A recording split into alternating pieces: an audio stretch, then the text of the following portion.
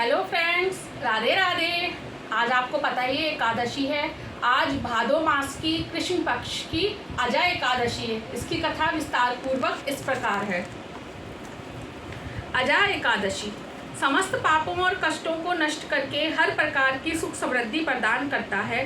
भाद्र मास के कृष्ण पक्ष की इस अजा एकादशी का व्रत आज भगवान विष्णु के उपेंद्र स्वरूप की पूजा आराधना की जाती है। व्रत और पूजा का विधान तो सभी एकादशियों का एक ही है और ये एकादशी भी इसका अपवाद नहीं है।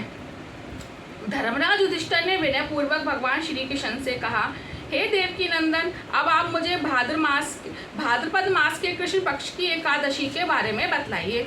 इसका क्या नाम है, विधान तथा महात्म्य है, यह जानने की मेरी बड़ी प्रबल इच्छा है।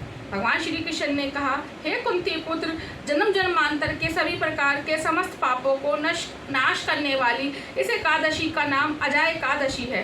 इसके व्रत को करने से मनुष्य सब पापों से मुक्त हो जाता है। जो मनुष्य इस दिन भगवान ऋषिकेश का पूजन करता है उसको अवश्य वैकुंठ की प्राप्ति होती है।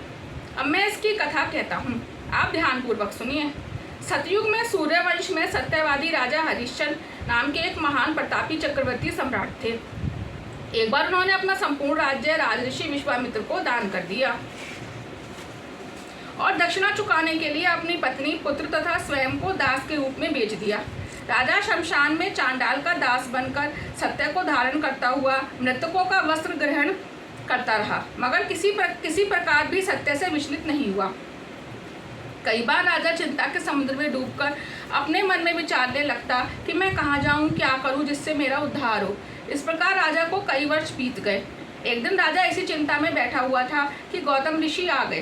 राजा ने उनको प्रणाम किया और अपनी दुख भरी गाथा सुनाई। राजा की बातें सुनकर गौतम ऋषि ने कहा, हे राजन, आज से 7 रोज बाद भाद्रपद मास के कृष्ण पक्ष की अजा नाम की एकादशी आएगी। तुम विधि पूर्वक उसका व्रत करो। इस व्रत के पुण्य के प्रभाव से तुम्हारे समस्त पाप नष्ट हो जाएंगे। राजा ने गौतम ऋषि के कहे अनुसार एकादशी आने पर विधि पूर्वक व्रत एवं जागरण किया। उस व्रत के प्रभाव से राजा के समस्त पाप नष्ट हो गए। आकाश में बाजे बजने लगे और पुष्पों की वर्षा होने लगी। ब्रह्मा, विष्णु, शिव तथा इंद्र आदि देवता भी उसके सामने आकर उपस्थित हो गए। उसने अपने मृतक पुत्र को जीवित और अपनी पत्नी को वस्त्र तथा आभूषणों से युक्त देखा। उस व्रत का प्रभाव से राजा हरिश्चंद्र को पुण्य राज्य मिला और अंत में सब परिवार स्वर्ग हो गए। अंत में भगवान श्री कृष्ण ने कहा, हे युधिष्ठिर, यह सब अजा एकादशी के प्रभाव से ही हुआ था। जो मनुष्य विधि पूर्वक इस व्रत को करते हुए रात्रि जागरण करते हैं, उनके समस्त पाप नष्ट होकर अंत समय में स्वर्ग लोक की प्राप्ति होती है।